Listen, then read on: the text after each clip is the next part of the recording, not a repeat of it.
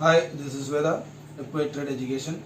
So, நாளைக்கு வந்து நமக்கு ட்ரேடிங் செட்டப் நம்ம என்ன பண்ணலாம் அப்படிங்கிறதெல்லாம் வந்து இந்த வீடியோவில் நம்ம பார்க்க போகிறோம். ஸோ இது வரைக்கும் நீங்கள் நம்ம சேனலை சப்ஸ்கிரைப் பண்ணலாம், சப்ஸ்கிரைப் பண்ணிவிட்டு பெல் ஐக்கானை கிளிக் பண்ணிக்கோங்க. அப்போனா நாம் போடுற ஒவ்வொரு வீடியோஸும் வந்து உங்களுக்கு அப்டேட் ஆகும். ஸோ லாஸ்ட் ட்ரேடிங் செஷனில் வந்து பார்த்தீங்கன்னா எஃப்ஐஐஸ் வந்து ஒரு செல்லிங்கில் தான் வந்துருந்துருக்காங்க 2800 கோடி ரூபாய்க்கு. ஸோ அதே நேரம் நமக்கு நம்ம டொமஸ்டிக் இன்வெஸ்டர்ஸ் வந்து ஒரு 2400 கோடிக்கு வந்து பையிங்கில் இருந்திருக்காங்க. ஸோ பட் நாளைக்கு டெக்னிக்கல் வைஸாக வந்து நமக்கு என்ன ஒரு ப்ரெடிக்ட் ஆகும் அப்படின்னு பார்த்தீங்கன்னா, நிஃப்டியோடைய நமக்கு ஒரு சப்போர்ட் லெவல் அப்படின்னு பார்த்தீங்கன்னா 21175 ஒரு ஸ்ட்ராங் சப்போர்ட்டாக இருக்குது. ஸோ பட் நாளைக்கு வந்து 21370க்கு மேலே ஒரு ஓப்பனிங் இருந்தால், ஸோ 21480 அப்படிங்கிறது வந்து நமக்கு ஒரு ஃபஸ்ட்டு ரெசிஸ்டன்ஸாக இருக்கும்.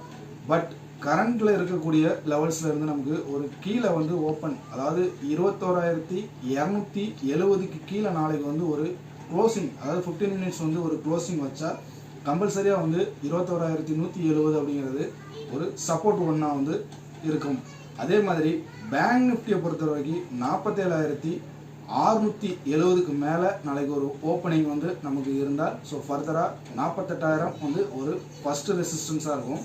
பட் கரண்ட்டில் இருந்து நமக்கு கீழே வந்து நமக்கு வந்து ஒரு கேப் டவுனில் வந்து ஒரு ஓப்பனிங் இருந்தால் அது 47175 ஃபஸ்ட்டு சப்போர்ட்டாகவும் 47043 செகண்ட் சப்போர்ட்டாகவும் வந்து நமக்கு ஃபார்ம் ஆகும்.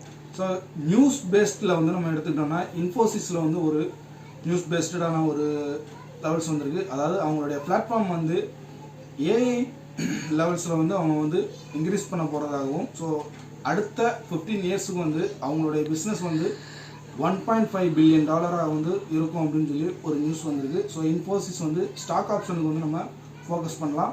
பட் அதை கால் சைடுக்கு தான் ஃபோக்கஸ் பண்ணணுங்கிறது இல்லை. ஸோ என்ன ப்ரிடிக்ட் ஆகுதோ ஃபஸ்ட்டு ½ அன் ஹவர் கழித்து நமக்கு என்ன ப்ரிடிக்ட் ஆகுதோ அதை பொறுத்து நம்ம வந்து டபுள் சைடு எடுத்துக்கலாம்.